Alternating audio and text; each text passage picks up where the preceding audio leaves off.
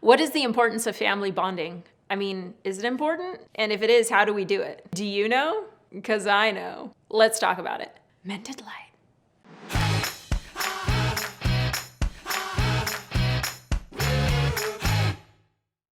So, why is it important to be bonded as a family? Like, is this important? I mean, I think all of us would say, yes, it's important. And I would like to just talk about for a second, like, why. We all, as humans, have this innate need to be loved. And how we go about being loved is showing the world who we are, right? Being truthful. And then people seeing that truthful side of us, who we really are, accepting us, and then showing us love. And that is how we create connection with people. We have all sorts of coping mechanisms when we don't feel connected. We have all sorts of ways of getting what I would label as imitation love or a facade of love, right? And so that could look like all sorts of things. It could be reaching for power, praise, prestige, money. For women, sometimes they use their physical attractiveness, right, to trade power with men through sex. We have all these coping mechanisms to try and find love, but so often what we're searching for is imitation love. We combat that through connection. We combat that through bonding together as a family. So we all have innately different needs.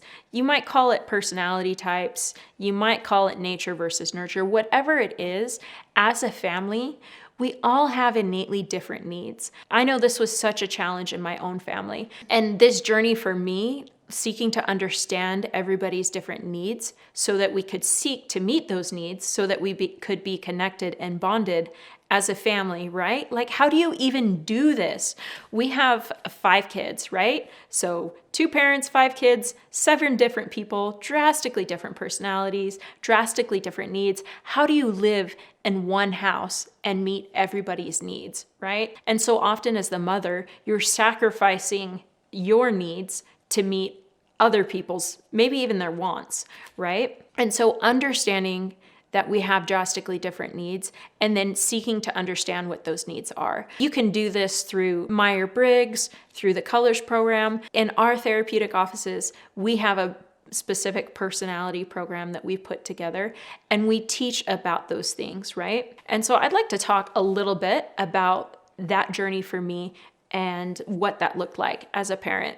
So I have a lovely daughter. She's becoming a teenager. I'm sure that will be a wonderful growth experience for everybody involved. But as a toddler, she and I had a disconnect, right? I became acutely aware of this disconnect when I said to her, will you go put away your toys? And she lost it, right? And on the surface level, it's like I made a very easy to understand request that she was perfectly capable of fulfilling, and she lost it. Right? And I'm like, what is going on here? And of course, you know, I have an older child, I have a baby, like I don't have the bandwidth to meet this toddler's tantrum right now that's going on.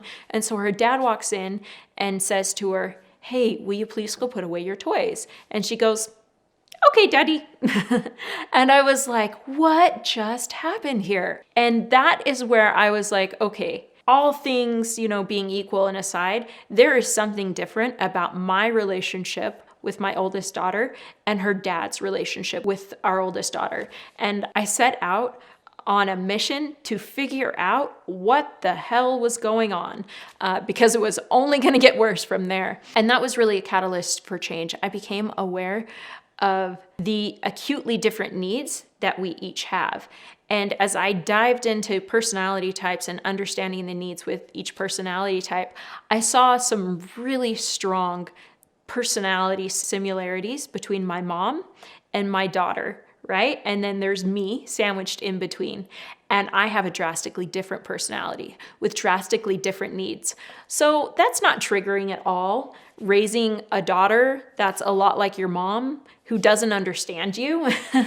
But this was also a huge opportunity for growth for me. And I'm grateful for that opportunity for growth because it taught me so much. So on a very core level, we are bonded and connected when we feel loved. The way we go about feeling loved, real love, true love, that we give unconditionally, right? Which is kind of a subject. Unconditional love versus conditional love is kind of a whole video in and of itself.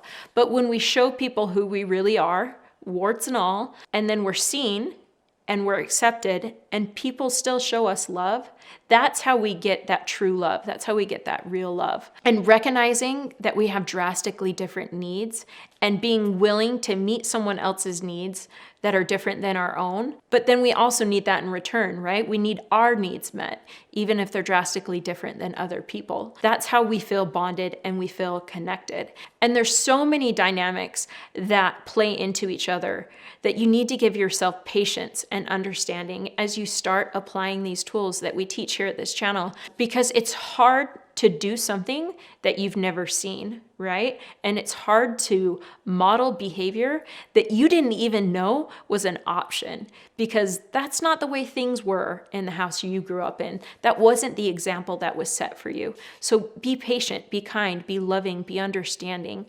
Start that process in little ways by asking yourself the question, how can I meet my needs in a healthy way right now? How can I meet my child's needs in a healthy way right now? And even if it's just as simple as asking them questions about what's going on for them, or asking yourself questions about what's going on for you, and just listening and letting it be okay to just listen, just that is bonding. Of course, there's all the other wonderful things to do to bond with your family, to spend time together, to go on outings, on vacations, on trips, to play games, to do those things you love. But in the simplest form, people just want to be seen and understood and still know that they're loved. And regardless of where we're at in our lives and what we have going on, we can do that for each other. So along those lines of family bonding, it's important to bond in your marriage. And sometimes it can be exceptionally challenging to bond if there are things in your marriage that are creating a wedge, like lying, substance abuse, porn. And if that's a challenge for you, check out our video, What to Do If Your Husband's Addicted to Porn. Remember to subscribe, like, click the bell so you don't miss a thing. And if this video has been helpful for you and you want more one-on-one support when it comes to bonding with your family, we offer free complimentary discovery calls. They're 15 minutes long and they're with a member of our team. And I would love to hear how you guys bond with your family. What do you do for fun? What do you do to create connection? Let us know below. And remember to keep shining. We need your light. Here comes the video. You know you want to click it. Let's spend some more time together. Clickety click.